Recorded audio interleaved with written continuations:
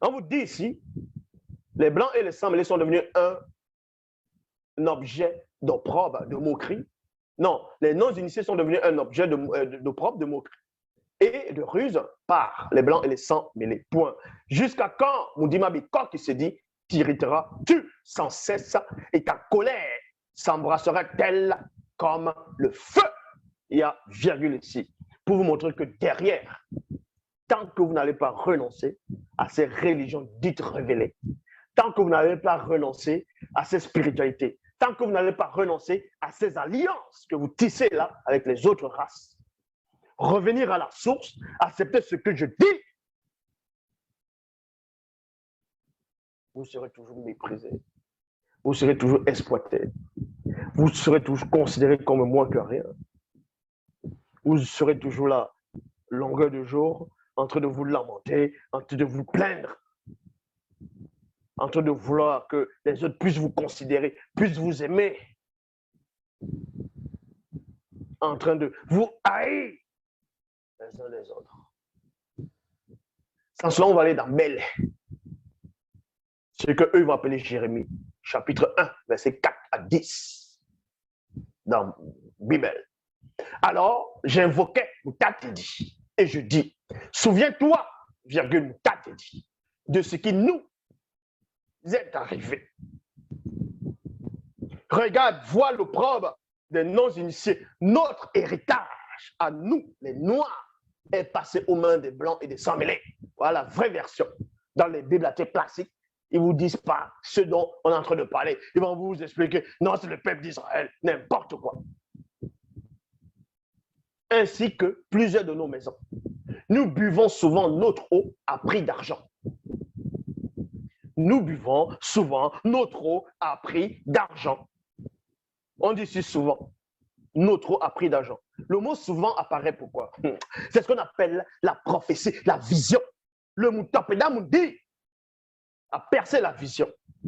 Parce qu'il dit ici, il ne dit pas, nous buvons notre eau à prix d'argent. Ça veut dire qu'en Afrique, dans le continent bien-aimé, tous ceux qui vont boire de l'eau vont payer cette eau-là. Continuellement pendant toute leur existence. Or, il dit ici, nous buvons souvent. Donc, ce n'est pas tout le monde qui doit payer. C'est pour ça qu'il y a le système de forage en Afrique. Tu te fais ton forage, tu mets ton groupe, on filtre l'eau, on travaille l'eau, on met la pompe, allez hop, on met dans les kibitonnaires, c'est-à-dire les bonbonnes. Ton eau, donc tu peux boire cette eau-là, si c'est bien traité, tu peux te laver, tu peux faire beaucoup de choses avec. Donc, du coup, tu ne payes plus cette eau, puisque l'eau, elle est gratuite, c'est dans le sol. Vous allez payer l'eau à gauche, à droite. Alors que la ressource, il faut juste être intelligent. Nous payons notre bois. En Afrique, il y a tellement des forêts, des bois de différentes sortes. Vous avez ça, des forêts presque partout. Vous allez encore payer le bois très cher.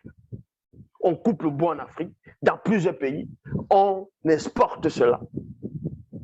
Ils vont travailler ce bois, vendre à gauche, à droite, dans plusieurs pays, devenir très riches, et vous revendre encore votre propre bois, qui était déjà bien travaillé, bien sculpté. Vous dites, waouh, c'est beau, c'est joli. Vous allez acheter ça très cher. Parce que vous n'avez pas l'intelligence pour couper votre propre bois et travailler ce bois-là. C'est pour ça qu'il est dit ici, nous payons notre bois. Des blancs et des sans-mêlés dominent sur les non-initiés et personne ne les délivre de leurs mains. Les non-initiés cherchent le pain au péril de leur vie.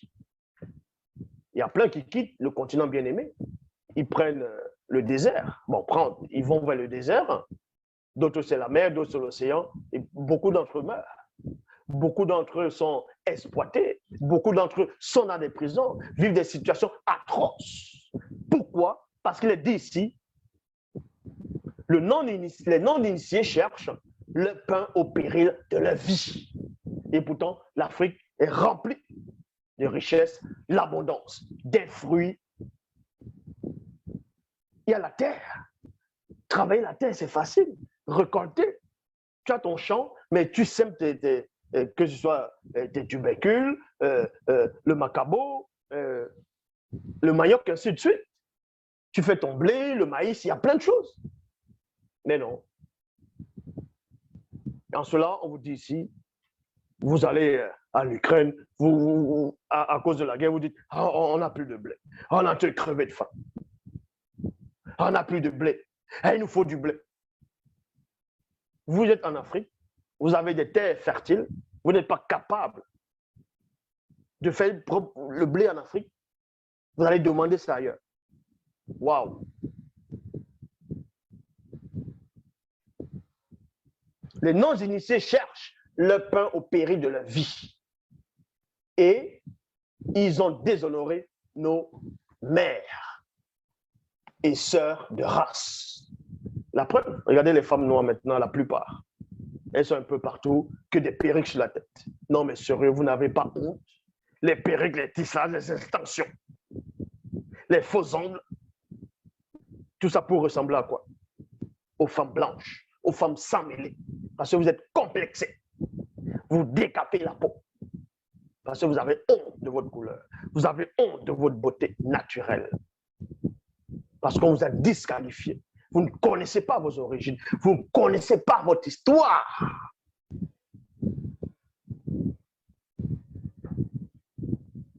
Ils sont là, avec les faux cheveux sur la tête. Ah, moi, je porte les mèches brésiliennes. Les mèches brésiliennes. Tu es brésilienne? Tu vois les Brésiliens porter les mèches africaines? Moi, je porte les mèches brésiliennes. Ah, mes mèches coûtent cher, ça coûte 1000 €. Ah, ça, hein? Elles se vendent, elles sont là, elles parlent, elles font comme ça, là, comme si c'était les vrais cheveux. Vous n'avez même pas honte. Vous voulez ressembler à quoi? Comme d'autres disent souvent, un morceau de bois peut rester longtemps sur la rivière, il ne deviendra jamais un crocodile.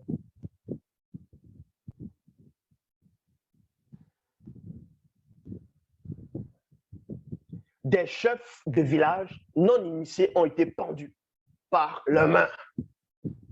C'est-à-dire quand ils viennent exploiter l'Afrique, quand ils viennent exploiter vos terres, il y avait des chefs de village qui raisonnaient à l'époque, qui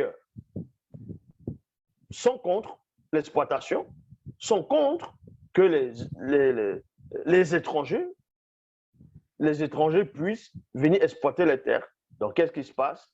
Voilà, il y a les alliances, il y a ce qu'on appelle la coalition, et on pense ce chef-là, on le tue. On dit, vous n'avez plus décidé, on va tout modifier, maintenant, on va vous mettre en place.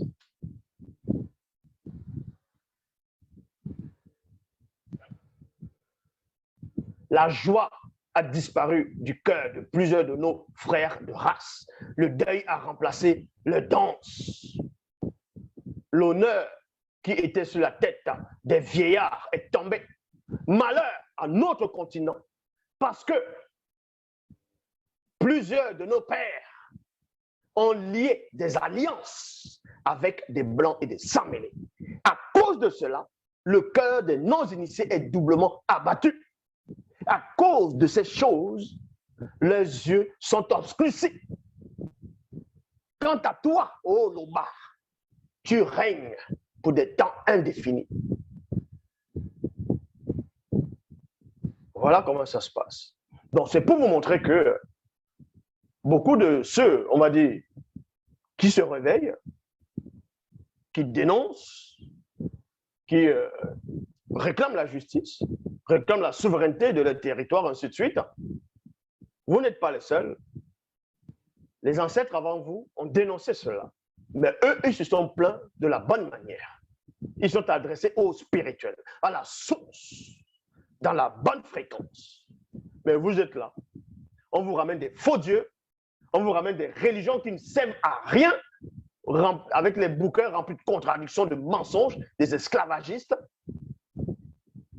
Quand il se passe quelque chose chez vous, vous allez encore prier les faux dieux. Et vous pensez qu'ils vont vous prendre au sérieux? Vous pensez qu'ils vous prennent au sérieux un seul moment? Vous voulez la liberté physique, mais vous êtes esclave spirituellement. Vous êtes esclave mentalement.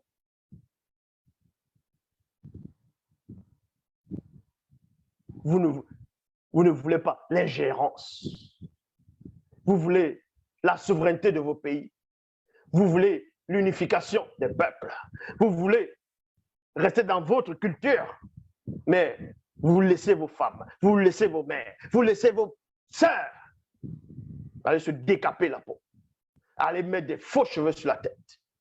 Et vous osez parler de quoi?